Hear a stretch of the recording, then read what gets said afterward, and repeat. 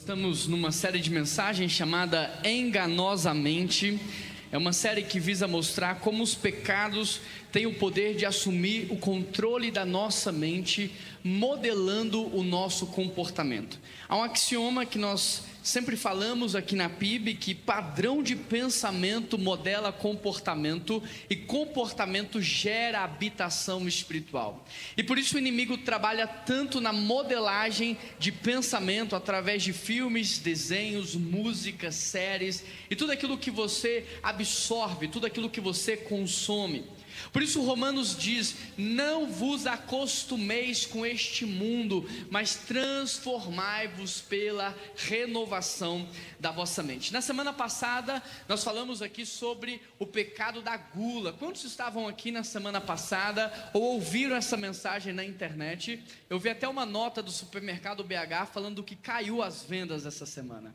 Brincadeira, mas o povo de Deus está levando a sério. Domingo passado levei algumas pessoas para almoçar lá em casa e ninguém queria se servir primeiro. Ninguém. Eu falei assim, gente, como todo mundo ouviu a mensagem, alguém vai ter que se servir. Alguém vai ter que puxar aqui para todo mundo comer. E deu tudo certo, foi uma brincadeira, um tempo muito especial. Mas hoje nós vamos avançar falando sobre a preguiça. E da mesma forma que a gula, a preguiça vai te surpreender. Porque a gula, muitos pensavam que era comer muito, mas talvez você não tinha parado para pensar que gula também era comer só aquilo que você gosta. Que gula também é você ser muito requintado no comer. Que gula também é você ter um relacionamento deturpado com a comida. Que gula também era você imaginar o prazer antes de fato comer a comida. E hoje a mesma coisa vai acontecer com a preguiça. Porque muitos pensam que preguiça é ócio, que preguiça é você não trabalhar, mas há muitas facetas da preguiça que talvez ao longo dessa mensagem você vai se identificar com ela. Então abra a sua Bíblia comigo em Provérbios capítulo 6, verso 6. Provérbios capítulo 6, verso 6.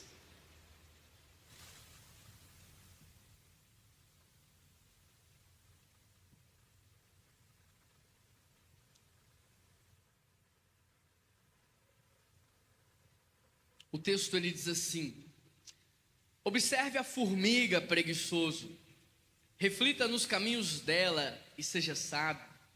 Ela não tem chefe, não tem supervisor, não tem governante, e ainda assim armazena as suas provisões no verão, e na época da colheita ajunta o seu alimento. Até quando você ficará deitado, preguiçoso? Quando se levantará do seu sono? Um pouco de sono, um pouco de cochilo, um pouco de cruzar os braços para descansar, e a pobreza o surpreenderá como um assaltante, e a sua necessidade lhe virá como um homem armado. Feche os seus olhos e peça a Deus que fale ao seu coração. Fala: Deus, eu estou aqui. Eu já saí da minha casa, eu já peguei um ônibus, eu já entrei no Uber, eu já estacionei o meu carro, eu estou aqui. E eu não posso sair daqui sem receber uma palavra do teu altar, do teu coração. Peça a Deus que ministre, não aquilo que você gosta de ouvir, mas o que você precisa ouvir. Uma palavra universal será pregada, mas também será pregada uma palavra muito pessoal ao seu coração. Deus vai tratar facetas da preguiça na sua vida diferentes da do seu irmão. Pai, nós queremos pedir ao Senhor que fale conosco. A Tua palavra é viva e eficaz. Ela é mais penetrante do que uma espada de dois gumes. Ela separa a junta da medula, o espírito da alma. Ela não volta vazia, ela cumpre o Teu propósito. Por isso, Deus, fala conosco nessa manhã. Quebra o nosso orgulho, a nossa prepotência, quebra toda e qualquer barreira que nós tenhamos nessa manhã, qualquer impedimento de sermos ministrados pelo Teu Espírito Santo. Tira a preguiça das nossas vidas, nos dê uma atenção, nos dê um coração voltado ao Senhor, e que de fato estejamos aqui com fome, com sede e sedentos, ó Pai. Tua palavra diz que Jesus não pôde fazer aquilo que Ele queria, porque Ele não foi recebido com honra. Que nós possamos honrar a Tua presença, honrar a leitura da Tua palavra, honrar a ministração da Tua palavra, para que o Senhor tenha a liberdade de fazer o que o Senhor quiser, para que nós possamos ter de fato um ano novo. Essa é a oração que eu te faço, pedindo ao Senhor que ao final dessa mensagem estejamos libertos curados e restaurados do pecado da preguiça. Em nome de Jesus que eu oro e te agradeço. Amém. Meus irmãos, tem gente que não é preguiçoso, tem gente que é econômico de energia. Tem gente que não diz, olha, eu estou com preguiça. Tem gente que diz assim, eu estou economizando vida. Eu não vou gastar energia com isso, eu vou economizar energia. Tem crente que não tem vida devocional, tem vida deitocional, se é que existe essa palavra. Ele pega a Bíblia, ele senta, ele abre a Bíblia para ler, fecha os olhos para orar, mas dorme. Vamos ser sinceros, se a preguiça fosse um esporte, o Brasil teria chance de medalha de ouro. Porque o povo que gosta de feriado, eu nunca vi um povo que celebra tanto feriado quanto o Brasil. O povo que gosta de emendar feriado em final de semana para não ter nada para fazer. O povo brasileiro que gosta de dormir até mais tarde. O engraçado é que ninguém acorda dizendo assim, olha, hoje eu vou ser preguiçoso. Já viu alguém acordar e falar, hoje eu vou procrastinar. Eu vou para o trabalho, eu vou ficar tomando cafezinho o dia inteiro no corredor, conversando, não vou fazer nada. Ninguém acorda falando isso. A preguiça começa no não vejo a hora do final de semana chegar, não vejo a hora do feriado prolongado, não vejo a hora de poder dormir até mais tarde. A preguiça também se revela no depois eu faço isso. Depois a gente conversa sobre isso. Depois nós resolvemos esse problema. Agora eu não posso. Ninguém acorda dizendo eu tenho o pecado da preguiça, eu tenho o pecado da procrastinação. Não, a preguiça começa naqueles 5 minutos do soneca. Só mais 5 minutos, que vira 30 minutos, que vira 1 hora, um dia, um mês, e o ano acaba, e você não fez nada que você pensou, porque você procrastinou, você foi deixando para depois. E enquanto muitos chamam isso de aproveitar a vida, a Bíblia chama isso de preguiça. Então, o que é a preguiça? O que é a preguiça? Essa é a primeira pergunta que a gente precisa responder. A gente precisa chegar num senso comum nesta manhã do que é a preguiça. Porque preguiça, presta atenção, se ela fosse só cansaço, bastava uma boa noite de sono e estava tudo resolvido. Mas tem gente que depois de uma boa noite de sono, ainda quer uma boa manhã de sono. É verdade ou não é? Se preguiça fosse só falta de energia, bastava um cafezinho forte e pronto, a energia estava restaurada. Mas tem gente que toma o café forte para ficar acordado, para procrastinar com mais excelência. Portanto, o problema não é o cansaço e nem a falta de energia. O problema da preguiça é espiritual. Preguiça não é falta de força no corpo, é falta de governo na alma. Preguiça não é falta de energia no corpo, é falta de governo na alma. Preguiça na Bíblia não é você dormir, não é você descansar, não é você relaxar, é você sempre deixar para depois o que Deus te mandou fazer. Preguiça na Bíblia é você sempre deixar para depois, às vezes porque você está no ócio, mas também às vezes porque você se ocupou de tarefas inúteis. Preguiça na Bíblia é visto como um pecado de rebeldia e desobediência, porque é você não cumprir o que Deus pediu para você fazer. É você fugir da sua responsabilidade enquanto marido, enquanto esposa, enquanto pai, enquanto mãe, enquanto cristão. Preguiça é você ter chamado, mas não tem compromisso com as coisas do Senhor. Você tem capacidade, mas te falta disposição. Você até tem tempo, mas não é prioridade. Você sabe o que você precisa fazer, você só não faz. Ou seja, preguiçoso não é quem apenas não faz nada e fica no ócio na frente da televisão. Preguiçoso também é muita gente que está fazendo muito, mas não está fazendo nada. Está envolvido com muita coisa, mas não está gerando nada. Em outras palavras, é alguém que trabalha muito, mas está perdendo o casamento. Trabalha muito, mas está perdendo os filhos. Trabalha muito, mas está perdendo a saúde. Trabalha muito, mas está perdendo a sua vida com Deus. Preguiça na Bíblia pode se revelar tanto no ócio, mas preguiça na Bíblia pode se revelar também em alguém que se entope de tarefas inúteis para não fazer aquilo que deve fazer. Então ele sabe que precisa ter uma conversa difícil com alguém. Eu preciso ir lá e confessar o meu pecado. Eu preciso ir lá e pedir perdão. Mas olha que engraçado, eu não tenho tempo. Por quê? Porque eu me entupi de tarefas. Mas eu me entupi de tarefas justamente para não ter tempo para fazer o que é certo. E aí nesse sentido tem muito marido que se entope de trabalho para poder não direcionar a vida da esposa. Porque direcionar a vida da esposa dá trabalho. E é um trabalho que ele não quer fazer. Tem muita mulher que se entope de tarefa doméstica para não poder ser carinhosa com o seu marido. Porque é mais fácil fazer as tarefas domésticas do que às vezes dar carinho para alguém que não está cultivando isso em você. Tem muito pai, muita mãe que se entope de trabalho para não ter que discipular os filhos, porque discipular dá trabalho.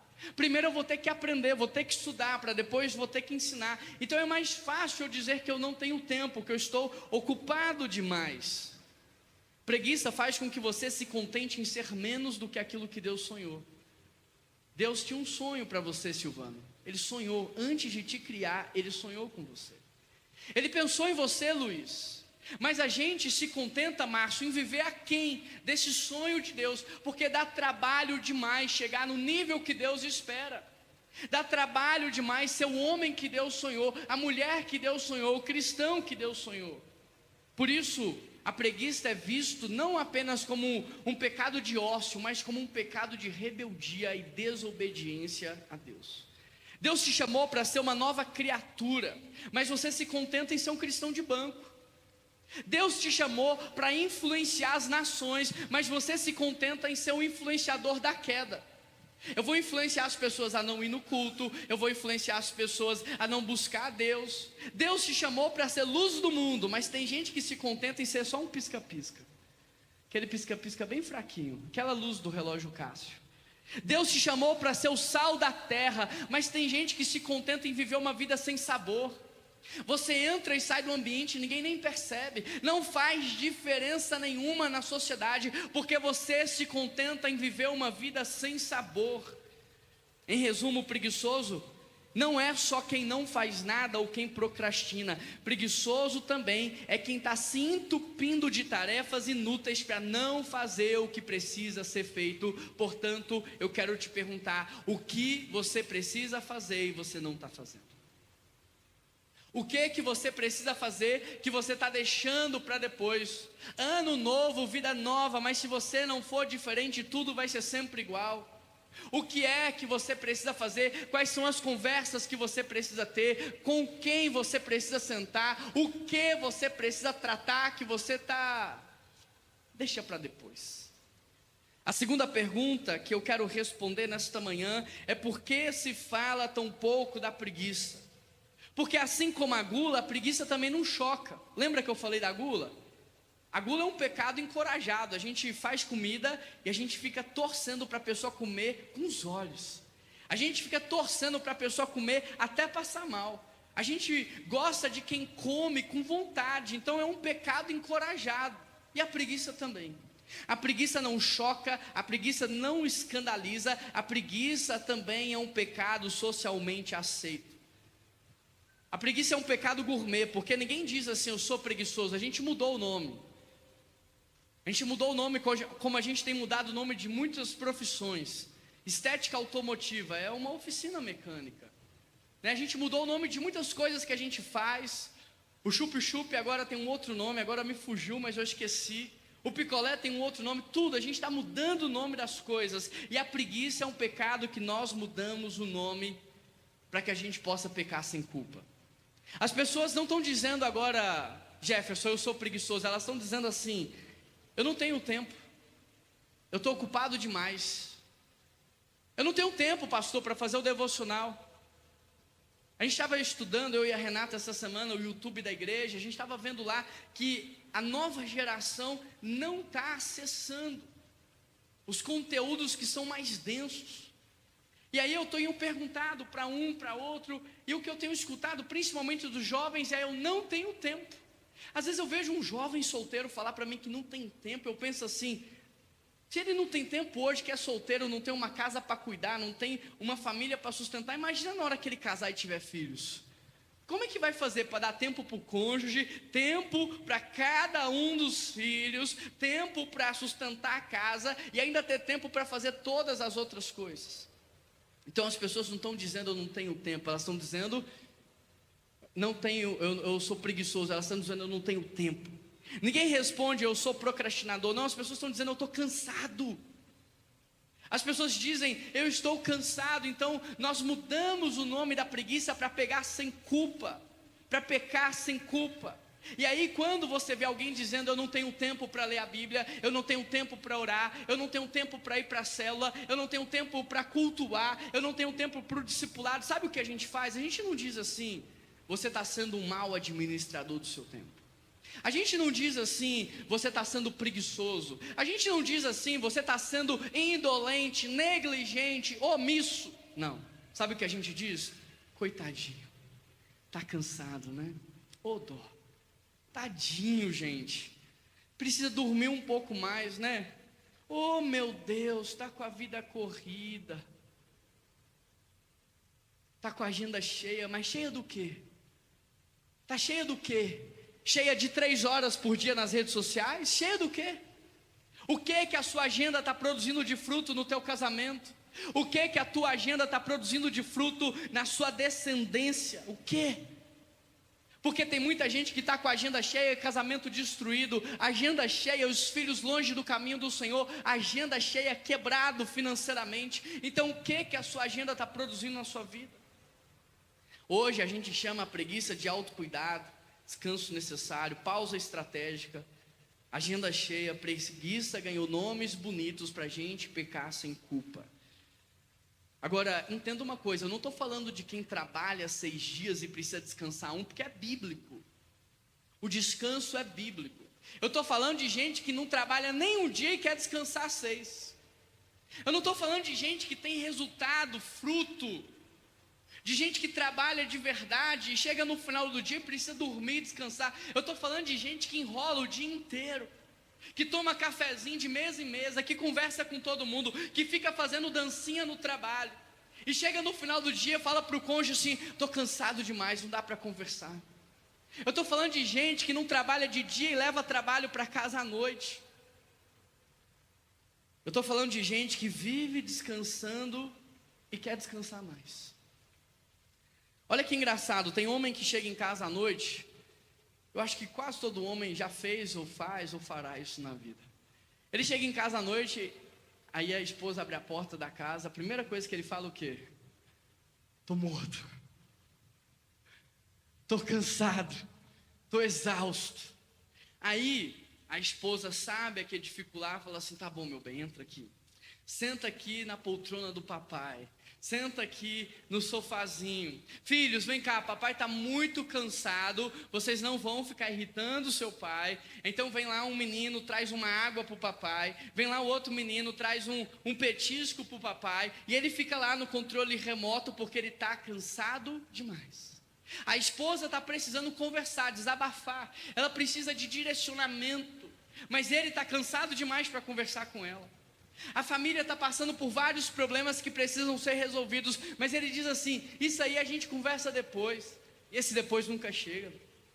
Isso aí a gente fala depois, e nunca fala. Os filhos querem brincar com o pai, porque passou o dia inteiro longe dele, mas ele fala, papai está muito cansado para brincar com vocês. E ele fica lá, no controle remoto, ou na tela do celular, até que uma mensagem de WhatsApp chega para ele, falando assim, consegui a quadra para as 21 horas. Esse mesmo homem que estava cansado para conversar com a esposa, cansado para discipular os filhos, cansado para sentar na mesa e jantar com a sua família, esse mesmo homem pula do sofá, pega a sua chuteira e sai para correr 2 horas atrás da bola. Nunca foi cansaço, nunca foi falta de energia, foi preguiça para fazer o que de fato importa. Eu dei o exemplo do futebol, mas pode ser um exemplo de um show, pode ser o exemplo de um churrasco. Eu dei o exemplo do homem, mas eu posso dar da mulher também. A mulher está lá cansada demais para ser carinhosa com o seu marido, cansada demais para servir o seu marido, cansada demais para educar os seus filhos, cansada demais para cuidar da casa, até que uma amiga chama para ir para o shopping gastar dinheiro. Aí ela sai toda animada para caminhar 3 horas em todos os corredores do shopping, entrar em todas as lojas do shopping.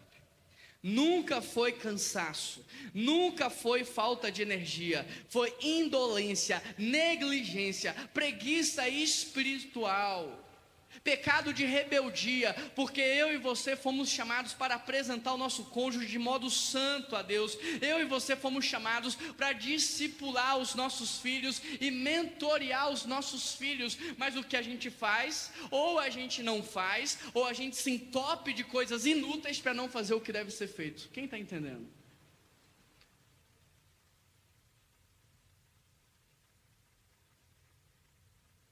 Em outras palavras, o nosso problema não é cansaço. Se fosse, você dormia e resolvia. Não é falta de energia, porque se fosse um café dava jeito. O seu problema é não priorizar o que deve ser priorizado. A preguiça tem nos ensinado a viver hoje no escapismo. Então a gente sabe que tem que ter uma conversa difícil com alguém, Geisiane, mas sabe o que a gente faz? Não conversa. A gente finge que não aconteceu, porque a preguiça nos ensinou a viver no escapismo. A Renata faz uma coisa, eu penso que ela tentou me atacar, mas ao invés de eu chegar para ela e checar, foi isso mesmo que você fez? Foi isso mesmo que você falou? Ah, gente, isso dá tanto trabalho que eu só prefiro ficar de mal dela e está tudo bem, está tudo resolvido. A preguiça nos ensinou a viver no escapismo, e a gente está se anestesiando de rede social, se anestesiando de comida, se anestesiando de entretenimento, para a gente não sentar e resolver os nossos problemas.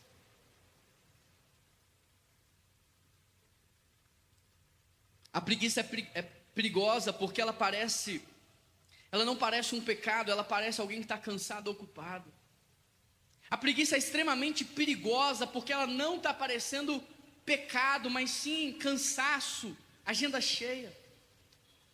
Mas a preguiça mata a sua espiritualidade. A preguiça destrói o teu casamento. A preguiça destrói a vida dos teus filhos, destrói o teu chamado, mata os sonhos, paralisa a igreja. Por isso a terceira pergunta que eu quero responder é: quais são os exemplos bíblicos para preguiça? O que a Bíblia fala sobre preguiça? A primeira coisa que eu vejo é que a preguiça é uma resistência em fazer o que tem que ser feito. Deus falou para o povo assim: está aí a terra prometida, é só entrar e conquistar. A vitória está garantida, é só entrar e conquistar. E o povo começou a dar um monte de desculpas para Deus, para não entrar, ao ponto de dizer: era melhor a gente ter ficado como escravo no Egito, ou morrer no deserto, do que entrar no novo.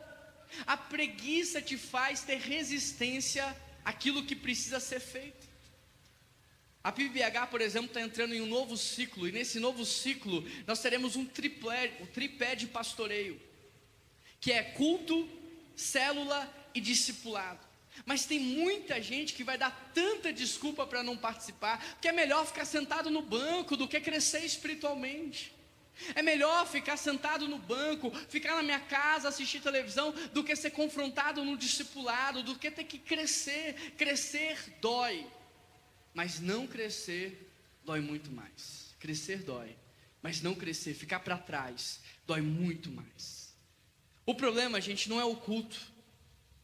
A gente já teve que mudar aqui os horários de culto, e talvez vai ter que mudar de novo, porque esse culto mesmo a gente não está conseguindo começar às 10h30. O culto tradicional está acabando 10h30, talvez eu tenha que mudar de novo. Mas o problema na vida do crente não é o horário do culto, é a preguiça. Você sempre quer escolher o que é mais fácil para você, o que vai dar menos trabalho para você. O problema não é a localidade da célula, porque tem gente que já deu tanta desculpa que a gente pôs célula na casa dele. Nunca foi a localidade da célula, nunca foi o horário da célula. O problema não é o discipulador, o problema é a nossa preguiça, letargia espiritual, indolência, negligência, pecado de rebeldia e desobediência a Deus. Na Bíblia, preguiça é resistência em viver o novo. Deus está lá resgatando a família de Ló, caindo enxofre, caindo fogo. Deus foi lá tirar Ló daquele sofrimento. A esposa de Ló olha para trás, mas não com um olhar de curiosidade, um olhar de resistência. Ela estava dizendo com seu olhar: eu não sei se eu quero ir e deixar essa vida para trás. Com seu olhar para trás, ela está dizendo: eu não sei se eu quero viver o novo e deixar o velho para trás. E tem muito cristão que não quer viver o novo de Deus. Deus tem vida plena, vida abundante para você. Deus tem vida eterna, Deus tem vida maravilhosa para você. Mas muitas vezes você não entra no novo por causa da resistência com o passado. Mas eu gosto tanto de jogar futebol no domingo de manhã. Eu gosto tanto de domingo fazer churrasco. Aí não entra no novo. Domingo é o primeiro dia da semana, é o único dia que, como povo de Deus, a gente consagra a Deus, que a gente entrega para Deus a semana como oferta de primícia. A Bíblia diz: não deixei de cultuar, mas eu fico preso no velho homem. Eu não quero abandonar os pecados, os vícios, as velhas amizades, aí eu não entro no novo. Preguiça na Bíblia é desprezo. Provérbios diz: o preguiçoso não aproveita a sua caça, mas o diligente dá valor. De acordo com o texto, o preguiçoso, ele até conquista a caça, mas ele não consegue sustentá-la. É aquela pessoa que, para conseguir um emprego, faz de tudo. Ela faz promessa, no início ela começa bem, chega cedo, sai mais tarde, é o melhor funcionário, mas ele não consegue manter. É a pessoa que compra um carro e tem preguiça de fazer a revisão. É a pessoa que casa, mas tem preguiça de investir na vida do cônjuge. Esse é o preguiçoso. Aí depois ele diz: nada dá certo para mim, eu sou um azarado. Nunca foi azar, foi negligência, falta de cuidado, falta de manutenção. A honra abre portas, mas se você entrar e desprezar, a porta que foi aberta vai se fechar. A honra abre portas, mas se você entrar e parar de honrar, a porta se fecha. Na Bíblia, preguiça é insensatez. O preguiçoso não ara a terra na estação própria, Provérbios 24, mas na colheita procura e nada encontra. Quem não trabalha no tempo certo não terá como colher. José, ele semeou no tempo certo, ele trabalhou no tempo certo. No tempo da escassez, ele tinha recurso e provisão. O nosso Colégio Batista, está ali o Claudinei, o nosso vice-diretor geral da Rede Batista de Educação. Nosso Colégio Batista cresceu de maneira assustadora. Chegamos ao marco, se eu não me engano, de 23 colégios, me corrija se eu estiver errado, 23 colégios em toda a nossa nação. Nós passamos da fronteira de Minas Gerais, chegando em Manaus, Porto Alegre, Rio de Janeiro, Espírito Santo, São Paulo, Paraíba. Algum outro estado que eu não falei? Falei todos. Mas por quê? Porque trabalhou na época certa, guardou dinheiro, investiu, e quando todos os outros colégios estavam quebrando e falindo, o Colégio Batista estava comprando, restaurando e revitalizando. É insensatez. O preguiçoso, na hora que tem que estudar, não estuda, passa 4 anos na faculdade enrolando. Aí depois que forma e tem que pegar a certificação, seja a OAB, seja o CRM, aí tem que estudar tudo de novo, porque não estudou na época certa. Não trabalhou na época certa, depois tem que mendigar o pão. Não orou quando podia. Por que não orou antes de tomar a decisão? Por que não orou antes de fazer alguma coisa? Não é azar, não é que nada dá certo para você, é que você está sendo insensato. A Bíblia chama a preguiça de dar desculpas. O preguiçoso diz: há um leão lá fora e eu serei morto na rua. Não tem leão lá fora, você não vai ser morto na rua. Mas o preguiçoso começa a criar um monte de justificativas irreais na sua cabeça. Esse ano não dá, agora eu não posso. Você vai ajudar uma pessoa, às vezes cansa, porque toda alternativa que você dá para ela, ela tem pelo menos 10 desculpas para cada uma. Você fala: eu acho que você não quer mudar, porque tudo que eu estou trazendo aqui de solução não funciona para você. Por que funciona para todo mundo e não funciona para você? Por que dá certo para todo mundo e não dá certo para você? Quais são as desculpas que você tem dado? Não é falta de tempo, é falta de prioridade. Não é falta de energia, é falta de prioridade. Não é cansaço, é negligência espiritual. Na Bíblia, preguiça é falta de cuidado. Provérbios 24, 30. Passei pelo campo do preguiçoso. Olha como que o campo do preguiçoso estava estava tomado de espinhos, coberto de ervas daninhas, e o muro estava em ruínas.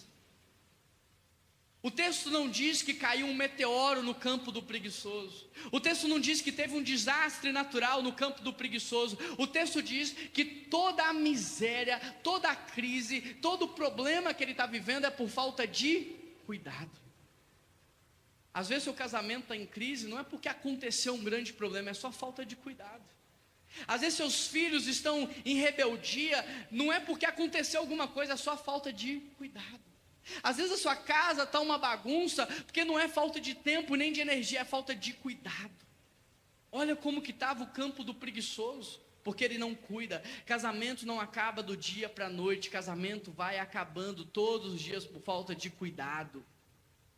Os filhos se desviam do caminho do Senhor, não por causa de um pecado seu apenas, mas por falta de um cuidado diário. A fé não esfria de uma vez, esfria entre um domingo, Amanda, e outro.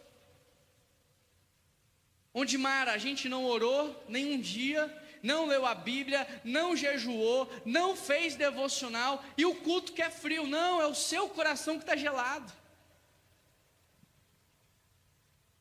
Na Bíblia, preguiça é orgulho. Olha o que diz o capítulo 26, verso 16: o preguiçoso considera mais sábio do que 7 homens que respondem com bom senso. 7 é o número perfeito de plenitude. O preguiçoso se acha mais sábio do que 7 homens espirituais. O preguiçoso é aquele que é contra o mundo. Ele acha que está certo e todo mundo está errado. Ele acha que a Bíblia está errada. Ele acha que o conselho do pastor está errado. Ele acha que os seus irmãos em Cristo estão errados. Só ele que está certo. Quem é sábio senta e aprende. Agora o preguiçoso, ele argumenta. O preguiçoso é bom de argumento. Ele é bom de dar justificativa. O preguiçoso é bom em dar desculpas. A preguiça na Bíblia não é só falta de energia ou cansaço, é excesso de opinião sobre si mesmo. Ele se acha mais do que todos os outros. Na Bíblia, a preguiça é ter tempo para fazer o mal. 2 Tessalonicenses, Paulo fala assim: se alguém não quer trabalhar, então também não coma. Se você não quer trabalhar, não fica pedindo comida para os outros, não coma. Porque olha o que o texto diz, que quem não trabalha, usa o tempo que tem para semear e colher, para fazer o mal. Fica se metendo na vida dos vizinhos, fica se metendo na vida dos irmãos, fica falando mal das pessoas, fica fazendo fofoca. Quem está trabalhando não tem tempo para isso, e o tempo que tem vai fazer coisa boa, mas quem não trabalha, investe o seu tempo para fazer o mal. Por isso a quarta pergunta desta manhã é: como identificar se eu sou preguiçoso ou não? Bom, pastor, já que você já definiu o que é preguiça, já que você deu exemplos bíblicos da preguiça, como identificar? Porque pode ser que você ainda esteja dizendo: eu não sou preguiçoso. Ao longo dessa semana, eu caí de joelho no chão e eu pedi perdão para Deus porque eu vi preguiça na minha vida. E até semana passada, se alguém me chamasse de preguiçoso, iria me ofender, porque eu amo trabalhar. Gosto de trabalhar, mas eu identifiquei facetas da preguiça em minha vida. Mas suponhamos que você ainda não tenha chegado a essa conclusão. Como saber se você é preguiçoso ou não? Responde essas perguntas aí. Você vive adiando decisões importantes? Não, depois a gente decide isso. Depois a gente conversa sobre isso, Rafael. Depois a gente trata sobre esse assunto. Depois a gente faz essa reunião, Jefferson, agora não. Você sabe o que precisa fazer, mas sempre deixa para depois? Você começa as coisas e não termina? Começa a ler um livro, não termina. Começa a ouvir uma pregação, não termina. Começou com a igreja o devocional em Atos. Vou estudar Atos com a igreja. 2, 3 dias depois já parou de estudar. Vive cansado mesmo sem produzir? Porque uma pessoa que está cansada é que produziu. Teve resultado. Mas você vive cansado sem resultado? Usa o descanso como desculpa para a estagnação? Não, eu preciso descansar, depois eu estudo. Eu preciso descansar. depois eu leio esse livro. Eu preciso descansar, depois eu faço esse curso. Ora pouco, lê pouco a Bíblia, serve pouco. Vive esperando motivação para agir. Está esperando cair uma motivação do céu para você ler a Bíblia. Uma motivação diferente para você servir ao Senhor. Usa o cansaço ou a falta de tempo como desculpa para não assumir a sua responsabilidade como marido, como esposa, como pai, como mãe. Prefere conforto e descanso do que compromisso e propósito? Não vou perguntar, porque pode ser que você tenha preguiça de levantar a mão. A quinta pergunta é: como reconhecer áreas de preguiça em minha vida? Porque pode ser que você tenha pensado assim: sim, tem facetas de preguiça na minha vida. Tem áreas da minha vida em que eu sou preguiçoso. Agora, quais são essas áreas? Quais são as áreas de preguiça na sua vida? Quer saber? Basta, Pedro, você perceber o que te irrita nos outros. O que te irrita nos outros pode ser uma área de preguiça na sua vida. Eu vou te dar um exemplo.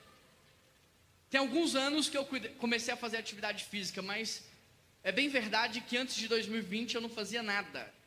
É só você olhar uma foto minha em 2020 que você vai ver, o pastor aqui não cuidava nada, zero.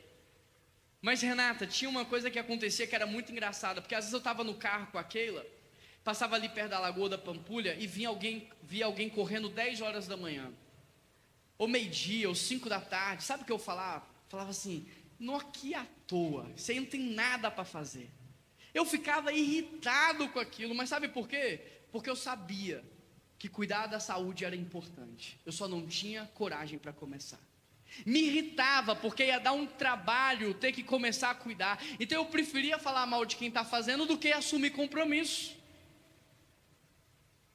Tem gente que fica irritado com o irmão no culto porque ele levanta os braços para adorar, ele chora na hora do louvor, aí aquilo te irrita porque você sabe que deveria estar fazendo a mesma coisa, louvando e adorando a Deus, mas porque você não consegue, porque o teu coração está frio, você fica irritado com o teu irmão que faz.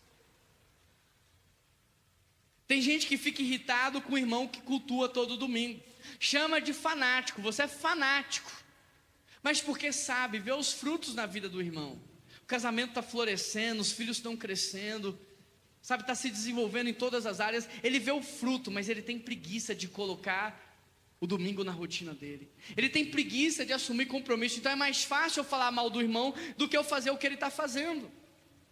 Tem gente que fica irritado com um colega do trabalho, que está dando sangue, dando o melhor, fala assim: isso aí é puxa-saco. Olha aí, é puxa-saco, ó. E começa a colocar todo mundo contra ele. Por quê? Porque você sabe que como cristão você deveria trabalhar até mais do que ele e dar um testemunho melhor do que o dele. Mas é mais fácil você falar mal do seu irmão do que assumir um compromisso de melhorar. Você tem preguiça de trabalhar. Caim poderia ter perguntado para Abel: Abel, como é que faz para ser aceito por Deus? Porque eu não fui. Como é que faz para ter uma oferta aceita por Deus? Como é que faz para ter um culto aceito por Deus? Mas ao invés de Caim pedir ajuda para Abel, sabe o que ele fez? Ele matou o seu irmão. Porque é mais fácil matar o seu irmão do que ser inspirado por ele. É mais fácil matar o seu irmão do que aprender com ele. É mais fácil manchar a reputação do seu irmão, queimar a identidade da sua irmã, do que chegar para ela e falar assim: me ensina a ser um adorador, me ensina a ser um trabalhador, me ensina. É mais fácil matar o seu irmão do que reconhecer que ele está fazendo o melhor do que você.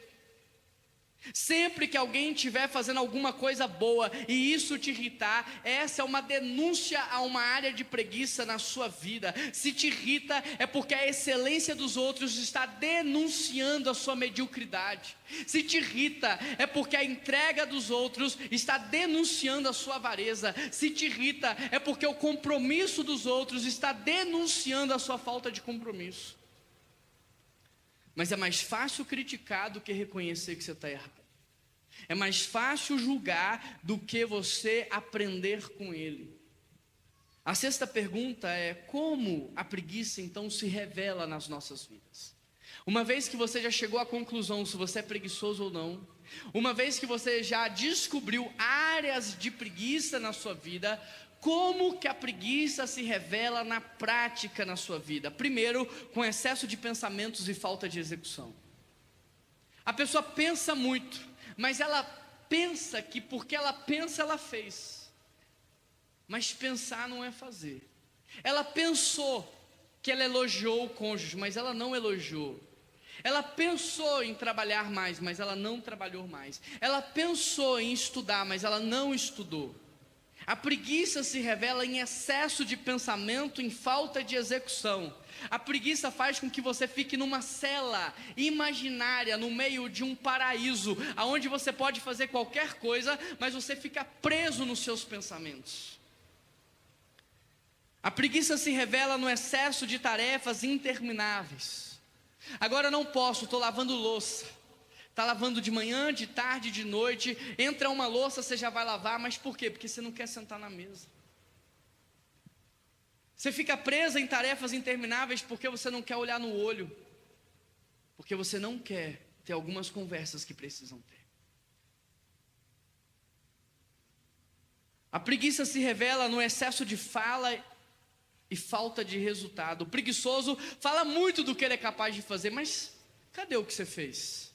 Você está me dizendo que você sabe, você está dizendo que é capaz, você está dizendo que você vai ter resultado, você está dizendo que você é o melhor da área, mas você não está mostrando isso. Não tem resultado, você está sendo incoerente, você está preso numa loucura. Você acha que você é bom, você acha que você faz, você acha que você sabe, mas você não está fazendo. A preguiça se revela na falta de sonhos e visão acerca do futuro. O preguiçoso, um grande sonho, descansar. Uma grande visão, relaxar. Tudo o que ele mais quer. Ele trabalha para no final da vida descansar. Ele trabalha para relaxar. Essa é a visão e o sonho do preguiçoso. Como que a preguiça se revela? No desejo de ter apenas o básico. Mas não porque essa pessoa quer doar o restante. Não porque ela quer ser generosa. Não porque ela quer somar na vida dos outros. Rafael, ela quer ter só o básico. Sabe por quê? Para não ter que trabalhar mais. Ela quer ser ou ter só o básico para não ter que assumir mais responsabilidade na vida. Porque se fosse para doar, a gente ia ser uma bênção. Eu vou ter o simples, o básico, porque todo o restante eu vou doar. Amém, glória a Deus, mas não. É só porque ela não gosta de trabalhar. Como que a preguiça se revela na vida do cristão? Na mediocridade. Não, eu fui uma vez na academia na semana, já está bom. Eu comi um alface na semana, pronto, eu já comi uma comida saudável. Se eu cheguei no horário na empresa, pronto, eu já sou um bom trabalhador. Na mediocridade. Como que a preguiça se revela na vida do crente? Quando ela te torna lento, mole e fraco. Porque a preguiça não tratada domestica o corpo. A preguiça não tratada domestica a mente.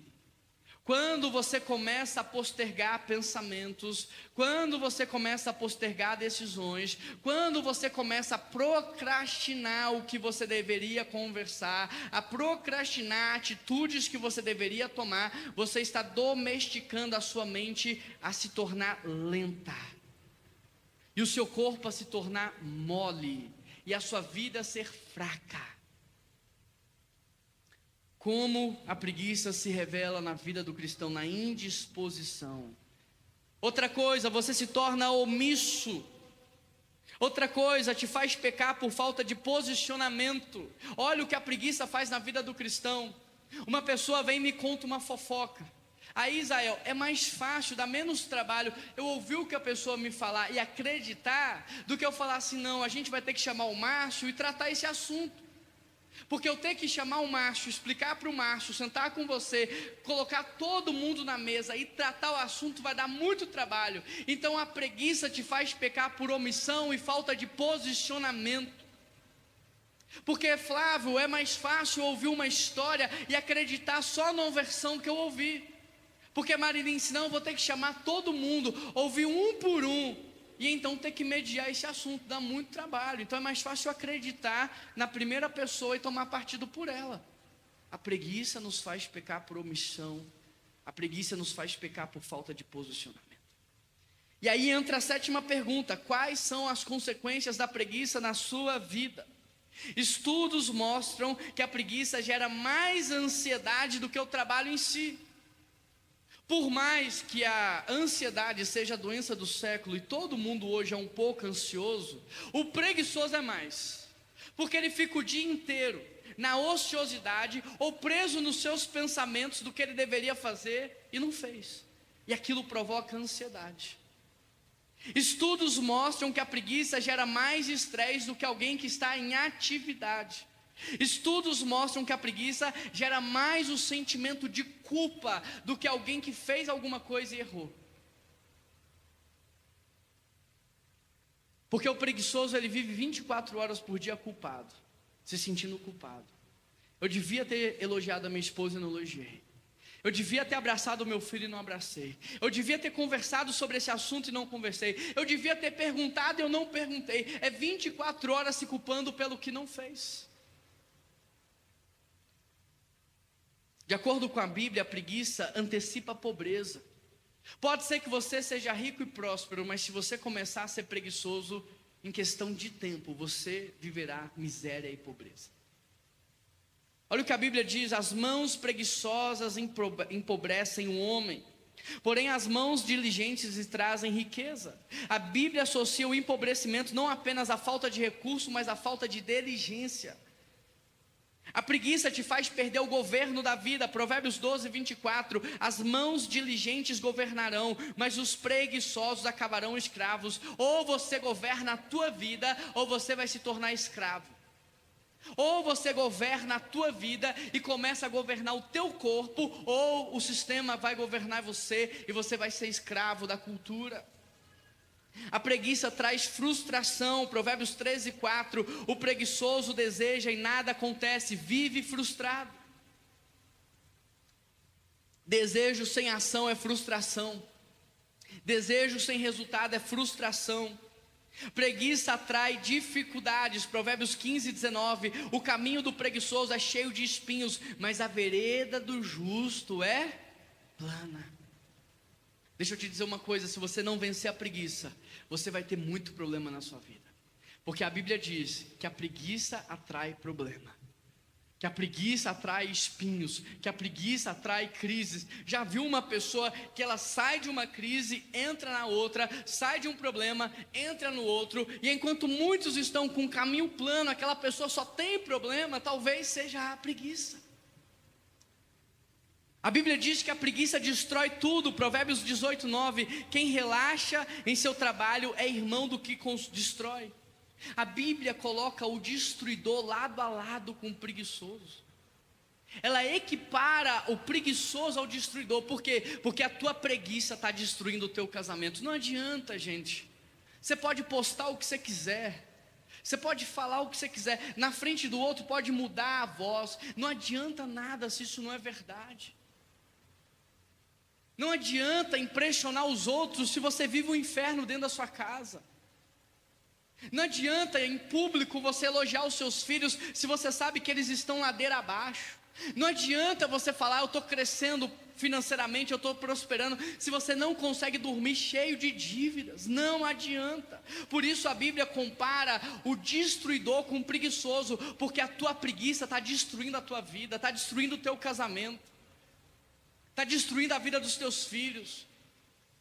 A gente diz assim, ou as pessoas dizem por aí: o problema é a mulher, porque foi Eva que pecou, foi Sara que colocou Agar nas mãos de Abraão. Mas essas mulheres fizeram isso tudo, sabe por quê? Por falta de direcionamento masculino, porque Adão não estava lá para direcionar, porque Abraão não direcionou. E até hoje, muitos dos erros das nossas esposas é omissão masculina, é omissão do marido que não ensinou, que não discipulou, que não ensinou a palavra. Muitos dos erros dos nossos filhos é porque a gente não está lá ensinando, porque a gente está na televisão assistindo.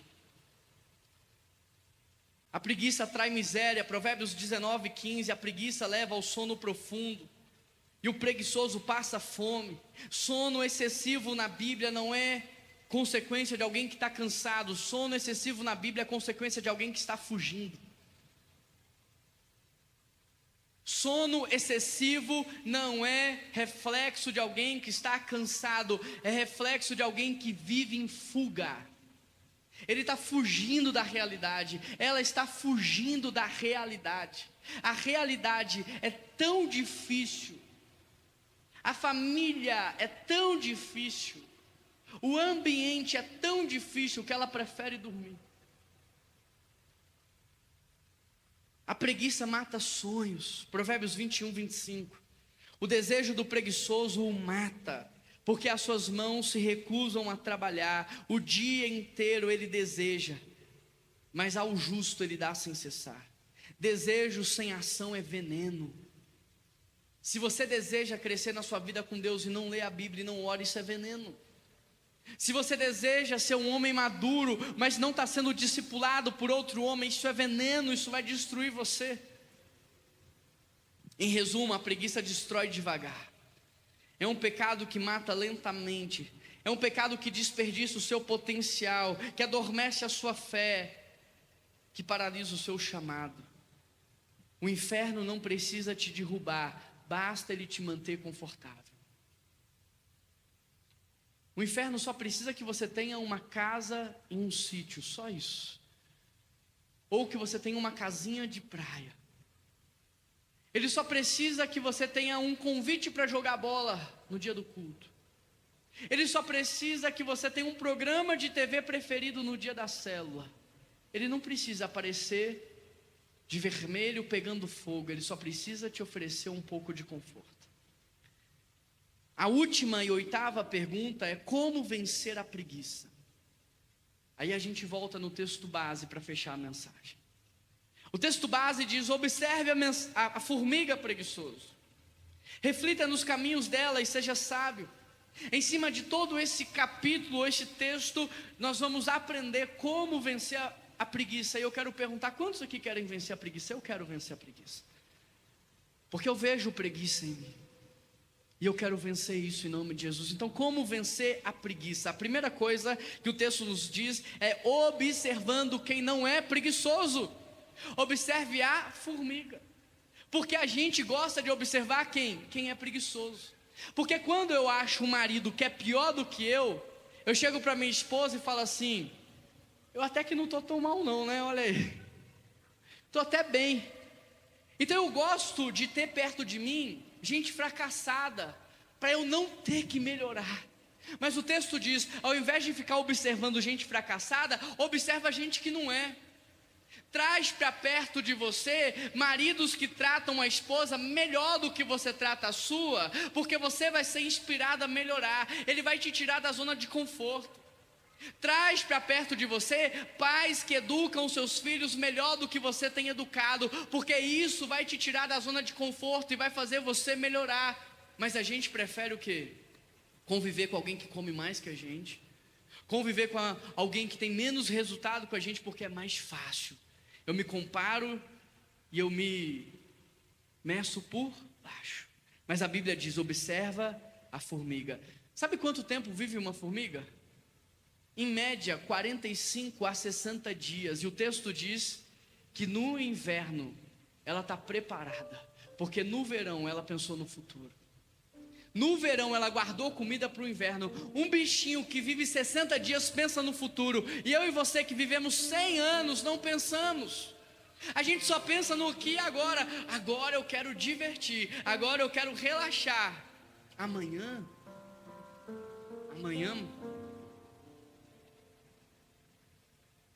observa, traz para perto de você homens que são mais tementes a Deus.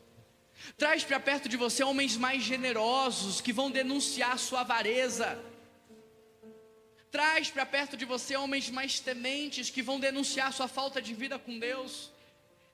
E isso vai te tirar da zona de conforto. Como vencer a preguiça? Em segundo lugar, reflita no que ela faz e nos resultados que ela traz. Porque a gente só olha o marido preguiçoso e pensa assim: que legal, Ele chega em casa e fica assistindo o filme a noite inteira, enquanto a mulher está trabalhando. Eu quero essa vida, porque eu não refleti, eu só invejei. Eu vejo o cara trabalhando no emprego, trabalhando pouco, é aquele que é medíocre, mediano, faz tudo meia boca. Aí eu falo assim, poxa, esse cara aqui é bom, porque assim, ele chega atrasado, sai mais cedo, não trabalha e ganha o salário dele. Aí eu começo a invejar esse cara. Aí eu começo a invejar um casal que não investe no casamento. Mas a Bíblia diz o quê? Observa e reflita. Porque quando eu começo a observar que esse cara que chega atrasado, sai mais cedo e não trabalha, ele vive uma vida miserável. O filho dele pede um todinho, ele não tem para dar. A esposa quer viajar, tem 5 anos que não viaja a família, não tira férias.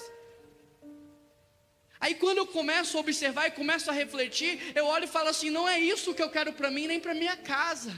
Mas quando eu não reflito, eu só invejo, porque eu tenho a tendência de invejar o que é mais fácil, mas não refletir no que é profundo. Quando eu começo a olhar para esse marido preguiçoso, que não conversa com a esposa, que não discipula, que não faz devocional em casa, quando eu olho para ele, invejo ele, eu me torno como ele. Mas quando eu começo a refletir, eu falo assim, não é esse tipo de vida que eu quero, porque eu não quero passar 40 anos mal casado, eu não quero ter um casamento infeliz e frustrado. Não, eu quero viver os melhores anos da minha vida ao lado da minha esposa. Então eu vou mudar. Vai dar trabalho, mas vai valer a pena. Então a Bíblia diz, observe e reflita no resultado da preguiça. Porque quando eu vejo alguém preguiçoso, que não cuida do seu corpo e da sua atividade física, que não cuida da alimentação, eu começo a observar que são essas pessoas que eu mais visito no hospital. São essas as pessoas que estão constantemente doentes. E eu começo a falar, não quero isso para mim. Não quero viver doente.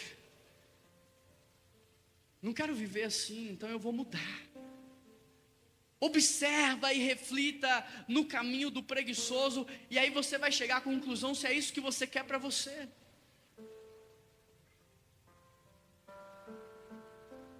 Como vencer a preguiça? Em terceiro lugar, aprenda a fazer tudo no tempo certo. A formiga não tem chefe, a formiga não tem supervisor. O texto diz que ela não tem governante, e ainda assim ela armazena suas provisões no verão, que aí no tempo do inverno ela tem o que comer. Faça tudo no tempo certo. Qual é esse tempo na sua vida? É tempo de trabalhar? Trabalha mesmo. Não é fingir que trabalha, é trabalhar mesmo. Seja o melhor no que você faz. Construa autoridade no que você faz. Seja excelente. É tempo de estudar, então estuda. Porque se você não estudar agora, você vai ter que estudar depois. Você vai ter retrabalho, você vai ter que fazer de novo. Então que tempo é esse? É tempo de cuidar da saúde. Porque alta performance, presta atenção nisso, a alta performance não é energia para hoje. A alta performance é você ter estoque de energia para amanhã. A alta performance não é ter saúde hoje. A alta performance é ter saúde para um tempo em que você não teria. Então no tempo da minha juventude eu vou estocar saúde para o tempo de velhice. No tempo da juventude eu vou estocar resultados para o tempo da velhice. A alta performance é você trabalhar dobrado hoje para ter o que colher amanhã. É estudar dobrado hoje para ter o que colher amanhã. É investir pesado nos relacionamentos para ter o que colher amanhã. Aprenda a fazer tudo no tempo certo. Esse é tempo de quê? De cultuar a Deus? Então cultua. Você já acordou cedo, saiu da sua casa, pegou o ônibus, pagou o Uber, estacionou o seu carro, vem para a igreja e não cultua. Se é tempo de cultuar, querido, se é tempo de adorar, adora. Tem gente que fica na hora da adoração observando a adoração do outro e não adora. Tem gente que não levanta a mão, que não canta, parece bobeira, mas não é. Todas as religiões, elas se manifestam em padrões de comportamento. Está lá. Toda religião, e nós que adoramos o único e verdadeiro Deus, nós somos pessoas completamente indolentes e negligentes na hora da adoração. A gente não se prostra, a gente não exalta, a gente não glorifica, a gente não comemora. A hora de adorar é a hora de você reconhecer a grandeza de quem Ele é, com palavras, com gestual, com símbolos, com rendição total. A hora do devocional é a hora do devocional. Aí depois o preguiçoso fala: nada dá certo para mim. A minha vida é uma vida de muito azar. Não, você é preguiçoso. Você é tão preguiçoso que sai de casa sem fazer devocional. Como que pode? Fazer o devocional é você vestir a armadura para o dia. Como que você sai de casa sem a armadura? Como que você sai de casa sem o capacete, sem a couraça, sem o cinto, sem a espada? Tem gente que faz devocional à noite. Tudo bem, você pode ler a Bíblia e orar à noite, desde que você já tenha lido e feito de manhã. Porque não adianta nada sair de casa sem a couraça da justiça, o capacete, a espada e vestir a armadura para dormir. Faz o seu devocional de manhã, busca o reino de Deus nas primícias do seu dia, entrega o primeiro dia da semana a Deus, entrega as primeiras horas do seu dia a Deus, e você vai ver se a sua vida não vai mudar. Mas a sua vida não muda porque o ano é novo, mas você não é. O calendário é novo, mas você continua agindo da mesma forma. Como vencer a preguiça? Ressignifique o descanso na sua vida. Até quando você vai ficar deitado? Quando você vai acordar desse sono?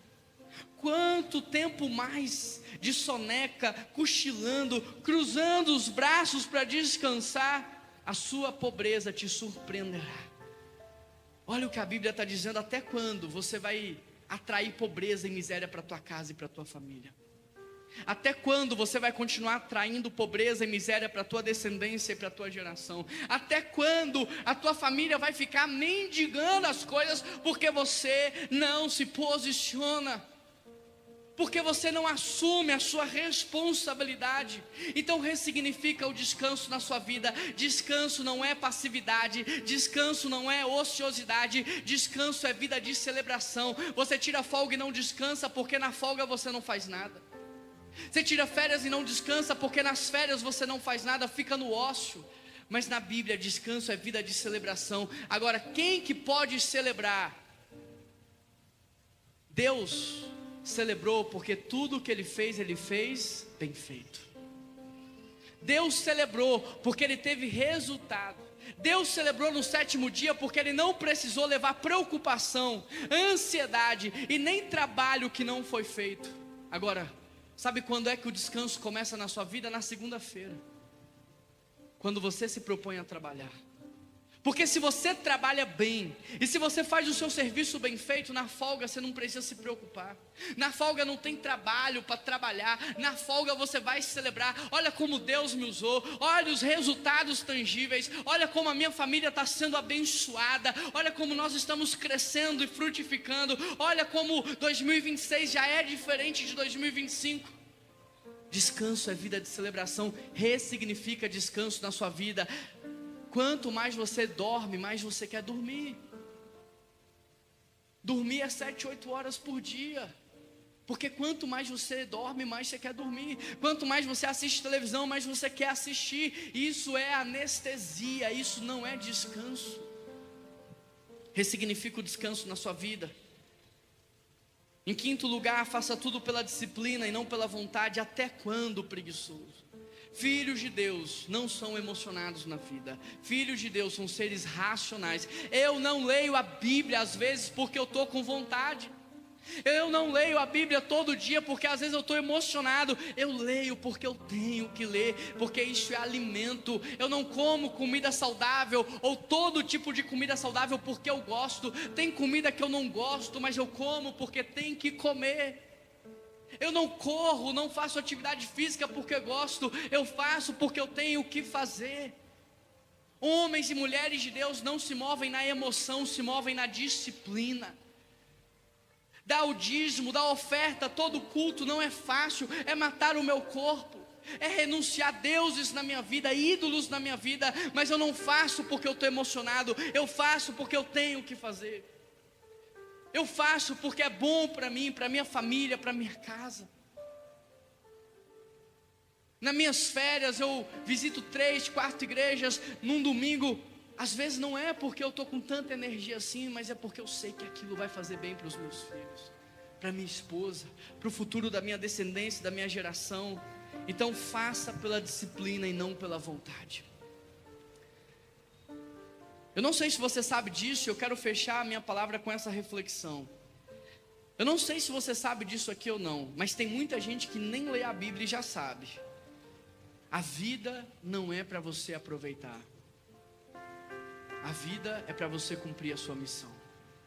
Nós não estamos num parque de diversões, nós estamos num campo de batalha. Você não vê um satanista aproveitando a vida. Você vê um satanista 24 horas em missão. Aqui na PIBBH nós já pegamos 3 satanistas infiltrados aqui que caíram possessos. E que estavam infiltrados, vivendo a vida da igreja, com o propósito de destruir a igreja. Eles não estão aproveitando a vida, eles vivem em missão. Você não vê um macumbeiro aproveitando a vida, você vê ele virando noite e dia em missão. Você não vê um espírita aproveitando a vida, você vê ele noite e dia em missão. Você não vê um testemunho de Jeová aproveitando a vida, você vê ele dia e noite em missão. Faça sol, faça chuva, ele está lá batendo de porta em porta, vivendo em missão. Mas o cristão, que é o único que tem a garantia da vida eterna no céu, no paraíso, o cristão, que é o único que tem a promessa de uma vida maravilhosa, esplêndida, aonde nem olhos viram, nem ouvidos ouviram aquilo que Deus está preparando para nós. Nós que temos essa promessa, somos os únicos que negligenciamos a nossa missão em detrimento a uma vida de entretenimento e prazeres carnais e morais. Não é incoerente? Porque tem gente que sabe que quando morre, morre. Tem gente que acredita nisso, não tem vida eterna depois, não tem paraíso depois, morreu, morreu. Mas ao invés de desfrutar a vida, está em missão. Mas nós que temos a garantia da vida eterna, ao invés de viver em missão, sabendo que um dia iremos descansar e aproveitar, a gente quer antecipar o prazer para hoje.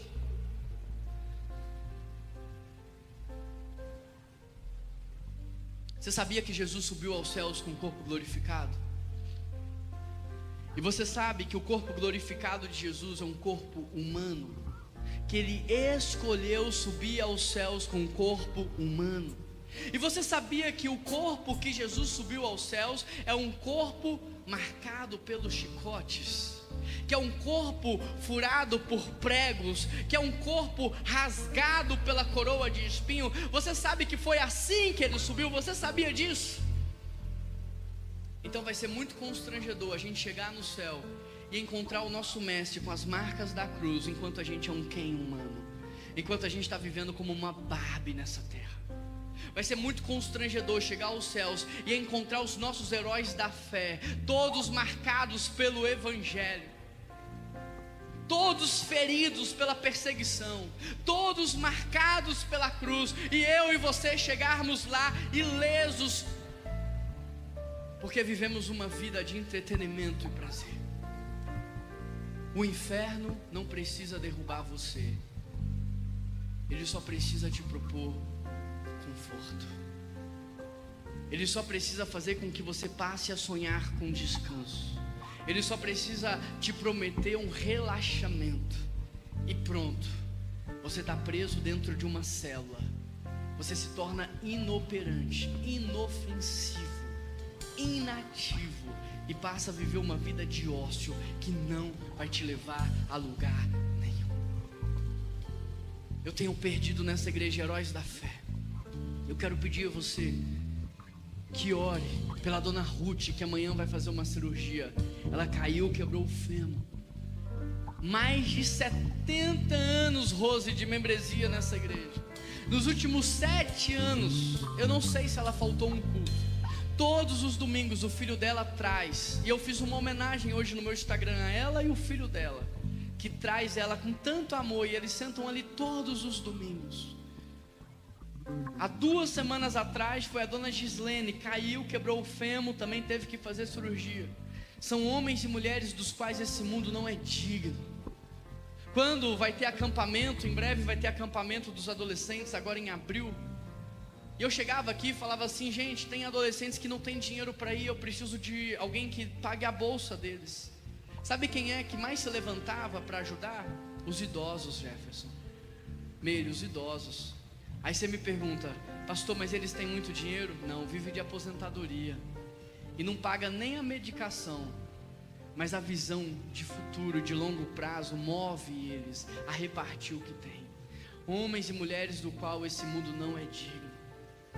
Eu estou fazendo o devocional em Atos todos os dias. Sabe quem é que todo dia comenta lá? O YouTube me mostrou a pessoa que mais comenta nos devocionais da igreja. Sabe quem é? Duvido que vocês acertem. Nazaré e Terezinha. Não falta um dia, participa do devocional. Se a gente marcar aqui para lavar os carros dos irmãos, para levantar dinheiro para ação social, sabe quem que vai chegar em primeiro lugar? Os idosos da igreja. Porque a preguiça pegou a gente. Porque a preguiça é como um vírus que nos anestesiou. Porque a preguiça nos deixou inoperantes, inofensivos, passivos. Mas essa não é a vida que Deus tem para mim nem para você. Deus nos chamou para ser luz do mundo e sal da terra. Não se contente em ser um pisca-pisca, quando Deus te chamou para ser um farol nessa cidade. Não se contente em viver uma vida sem sabor, se Deus te chamou para ser o sal. Não se contente em viver uma vida sem significado e propósito, se Deus sonhou com você, se Deus levantou você. Agora, nenhum dos seus problemas pegou Deus de surpresa. Nenhum dos seus problemas, nenhuma das suas crises, nenhuma das suas dificuldades, nenhum dos seus pecados pegou Deus de surpresa. Ele já sabia quando te chamou. Ele já sabia quando te chamou, porque Ele quer tratar você, Ele quer curar você, Ele quer restaurar você, Ele quer ressignificar a sua vida. Ano novo, vida nova. Mas se você não for diferente, tudo vai ser sempre igual. Então feche os seus olhos aí onde você está. Confesse o teu pecado a Deus.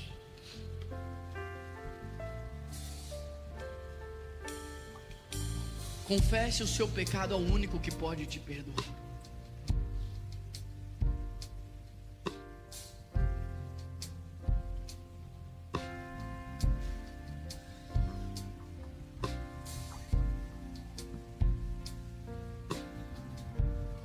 Sabe como eu sei que você é um filho de Deus? Pelas marcas da cruz na sua vida, pelas marcas do Evangelho. Sabe como eu sei que você é um filho de Deus ou não? É simples, é só observar se você é alguém que vive em missão, em propósito. A palavra do Senhor diz: se você quiser me seguir, é muito fácil, é muito simples, é um caminho muito prático. Negue-se a si mesmo, tome a sua cruz e me siga.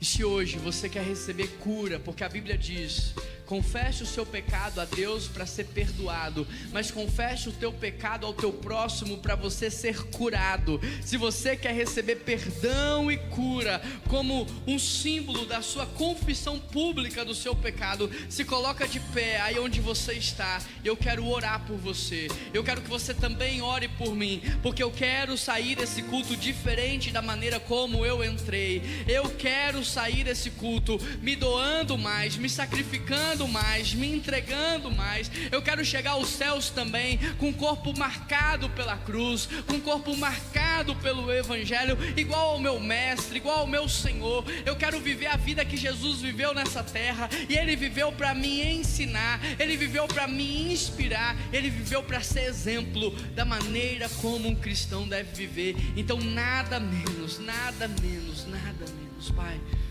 quero te agradecer pela fidelidade dos teus filhos e filhas, que neste exato momento estão vencendo a vergonha pública, assim como eu, que também estou de pé nesse culto, que estão reconhecendo o seu pecado publicamente, que estão com o coração quebrantado. Eu quero reconhecer os meus irmãos e as minhas irmãs que decidiram abrir mão do orgulho, da vaidade, da prepotência, e decidiram se posicionar. Eu quero pedir ao Senhor: honre o posicionamento de cada um deles, Pai, libertando do pecado da preguiça, curando, Senhor, do pecado da preguiça, restaurando do pecado da preguiça, Pai.